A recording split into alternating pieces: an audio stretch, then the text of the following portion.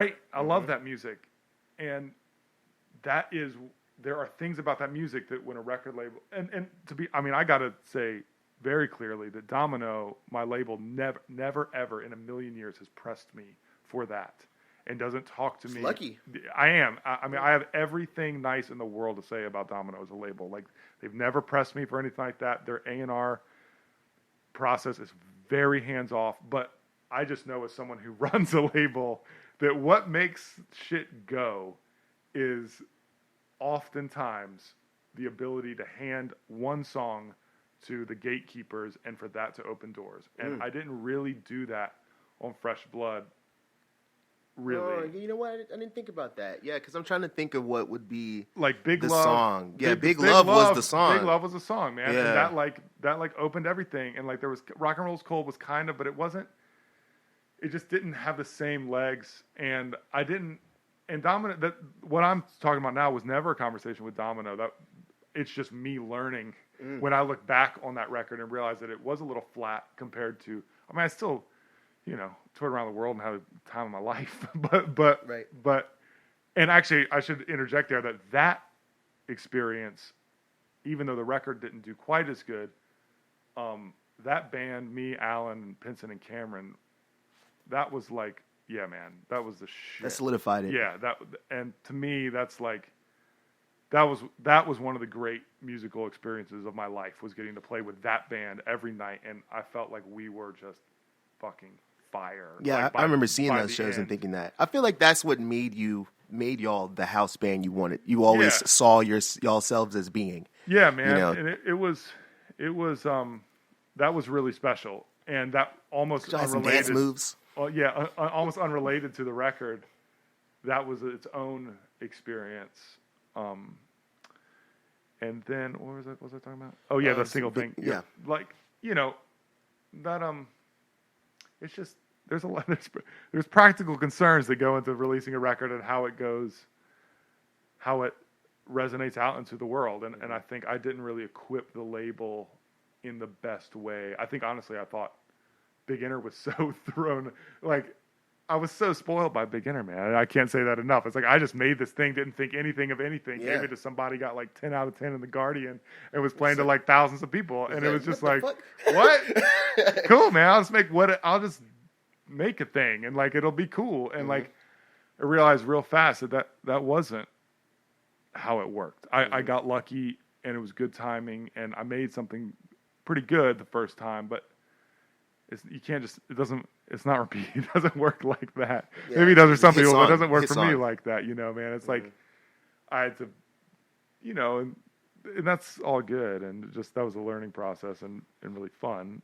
And after that, I feel like you were kind of embraced and really started doing all the European stuff a lot. And then it seemed like that came back here. Yeah. You had I can't remember all the names, but you had the single, the covers record. Oh with yeah, Homegirl. The thing with Flo, and that went. What's funny about that is that was again kind of like Beginner, weirdly, like something that was less thought about. It was just like I met this woman, Flo Morrissey, on tour, and she was just a friend, and we talked about doing a covers record, and she came over for 2 weeks. We did this covers record, and like to a lot of people, that's like the record that they know. It's weird. That's like very surprising to me. That's like people will be like, oh yeah, you're like, look at what the light did now, or the Grease guy, or whatever. It's like, all right, okay, sure. Good. All right, so you did that, and then you had the Bedouin. That was another project. So the Natalie thing allowed us, again, it was kind of like sort of simultaneous stories here, but like the Natalie record allowed us to basically have one more record, and then we released Bedouin. And the Bedouin thing and the Flow thing, Bedouin's record came out on Spacebomb, and the Flow record came out on Glassnote, because she signed to Glassnote, and I signed to Domino, and Domino passed on. Domino was cool, once again. Domino's always been cool. And they were like, we'll just let you put it on Glassnote. We don't want to do a split release, and we're fine with not doing it. Right. So we'll put it on Glassnote. So that was like me working with Glassnote for the first time. Glassnote is a record label coming to play later in the story potentially, but started by Daniel Glass, who did I did not know his name was Daniel Glass. Yeah. did all kinds of things in the 70s, 80s. He was like one of the early like New York kind of party DJs, and then like sort of parlayed that into a record label career, like signed Boy George and put out Who Let the Dogs Out and like all kinds of shout out to the Baja Man. Yeah, kind of like had a ridiculous major label A&R executive career. And then in the 2000s, he basically saw that the major label ship was sinking and bet everything that he could make an indie label on his own merit and his talent, which was a very, very good bet for him. And he has signed Phoenix and Childish Gambino and Mumford & Sons and has done very well for himself. And that's a very, very short, sorry, Daniel, history of Glass Note. And Flo, it was an artist on Glass Note, kind of like had a record come out, but we're not Mumford & Sons. Let's just put it like that. Yeah, of course. Anyway, so we made that record, and Bedouin put out her record, and that did really well. That was another one that did kind of, I don't know, man, just Spacebomb didn't have as much to do with that. We did the arrangements on it. Okay. She produced it in LA. That was kind of the first time where we kind of opened up. Outsource. Yeah, we kind of opened. And that was something that we talked about we talked about that a lot. That wasn't an accident. About like being able to like we wanted to be in a position where if someone handed us a record and we thought it was like drop dead amazing, that we could put it out and that was okay under the Spacebomb umbrella. So we that was a conversation that was going on. Part of that is because the house band was like on tour all the time in that season. It was like, well, how are we going to make records? Because that was like, how are we going to make records when like half the band's out with Natalie and half the band's out with me and like no one's home together at the same time for like 24 months.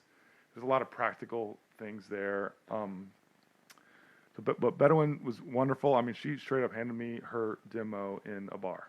Cool. And was like, walked up to me after a show in LA and said, hey, would you listen to one song if I send it to you? And I was like, yeah. And she's like, my artist name is Bedouin. I'm going to email you a song. Don't listen to anything else. Just listen to this one song. And she sent me a song and it was fucking incredible. Yeah. And I was like, she's got an amazing voice. Yeah. And I was like, I mean, it was the only thing that I've ever heard really that was just like, I remember sitting in a van with Alan. And it was like, you're in a van, you're kind of like spaced out, and like just out of it, blown out a little bit. And I heard it and was just like, this shit is incredible, man. And like, I remember passing the headphones to Alan and being like, is this like as good? This is good, right? Like that kind of thing. Like, is this as good as I think that it is? And he listened, he's like, dude, this is amazing. And it was that was just like, all right. So but again, it was the same thing. It was like Spacebomb didn't have a lot of resources because we were all in on that, and it takes a long time for that to kind of come back. So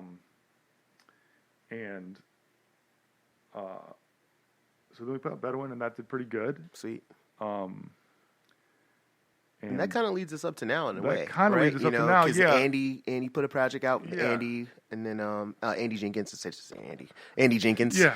Yeah, and then there was kind of like Spacebomb partnered with Daniel. I mean, I don't know how much you know about that, but that's like the Glass Note. Well, yeah, I heard about that, but again, we don't never know what anything means. Yeah, well, it just means. I was like, Spacebomb is bought. I thought they bought Spacebomb. Daniel Glass bought a portion of Spacebomb. Okay, that makes sense to me. Okay, but not Glass Note didn't. Daniel did. Oh, okay. So Daniel came on as an investor and got an advisor, basically, because I had done stuff. Basically, the combination of me doing that record with Flo and him really like kind of being like, whoa, this is more than I was expecting out of like he'd given us like a really, really small budget, and it was like I think he was excited by he thought it had overachieved, and it definitely did overachieve, like in that, and if you're measuring things that way, and then he was aware of the Bedouin record because that kind of made a splash a little bit, and he sort of approached us and was like, hey man, what is this? What is this thing? This Spacebomb thing? Give him the elevator pitch. Yeah, basically gave him the elevator pitch. It took about a year to work. I mean, it took a long fucking time to work out, and a lot of, I mean, it's typing. It's a lot of lawyers and that kind of thing, and he just came on as an investor, and that helped helped things, man. And so we put out Andy's record and Sleepwalker's record. And yes. Okay, so that's present. Yeah, Sleepwalkers. Let's tell me about what you got going on like right now. Yeah, so right now, Andy Jenkins just released a new EP. Sleepwalkers have just released a record. What's the scene with that? Are they on Spacebomb? Yeah. Are you releasing records that they made, or did Spacebomb make the record with them? They have made. We have nothing to do with that from a y'all are just point of view. I feel like that's a big change. Yeah, that's a big change. Like someone came to you with a done record. Yeah. Okay. Yeah, and Angelica's records. So we just signed Angelica Garcia. Yeah. Angelica Garcia, and she released. Shout out to Angelica. Yeah, she released a couple singles, and she has a record coming out.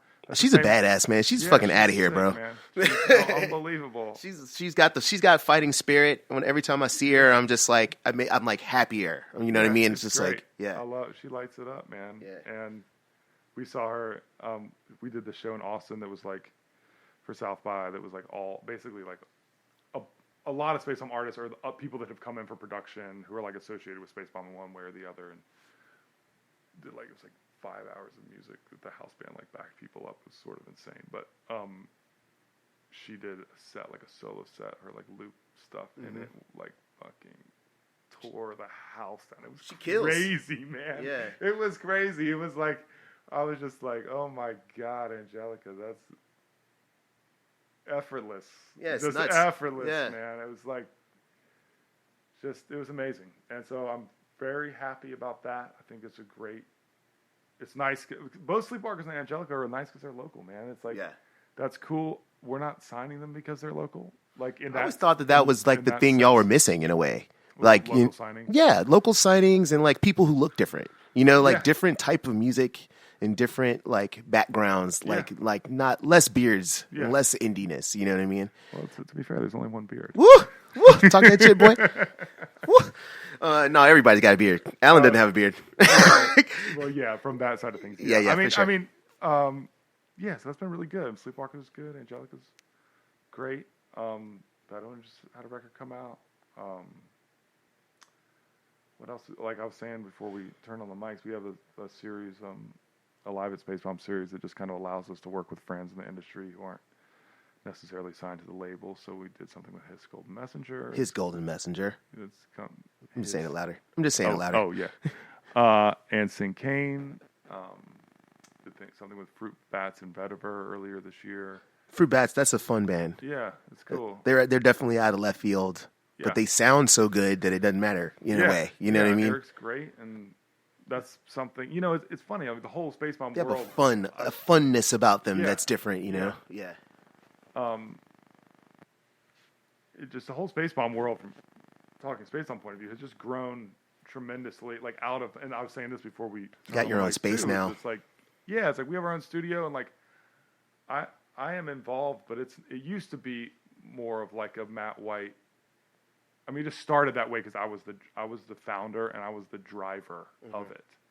Now it has its own thing. It's rolling. Yeah, it's like I'm in there occasionally, but like I am focused at least as much, or if not mostly, on like Matthew E. White as solo artist and kind of like doing that stuff. Anything I produce kind of goes through Spacebomb, but like Spacebomb is a real record label with, I know. With an office. It's amazing. With people that work in an office from 9 to 5 every day. Yeah. 106 Robinson. You can go see him if you want. And like, I got to go by there. And a great team. You know, I feel like it works well because you have a team full of go-getters. Yeah, like man. Trey is a go-getter. Oh, yeah, you know, he's getting it done. Alan, you know, and like Cameron again is a deep artist. Yeah, man. Pinson, a very deep artist. You know what I mean? And like those guys, it's like, you know, it's just a lot bigger and a lot more energy and a lot more work than me. You know, I think people kind of project it as more of sometimes in interviews, or like I'll read things. It's like as if it's like a Matt White thing, and it really at this point it is partially a Matt White thing, but not. It's like Merge. It's like a. I mean, you got it off the ground, man. Merge is always going to be Mac. It's like it doesn't matter what he says. It's a label that goes, man, and that's cool, and I'm proud of that. I'm proud of those guys. I mean, Ben and Jesse and Dean and Trey and all those guys that like run it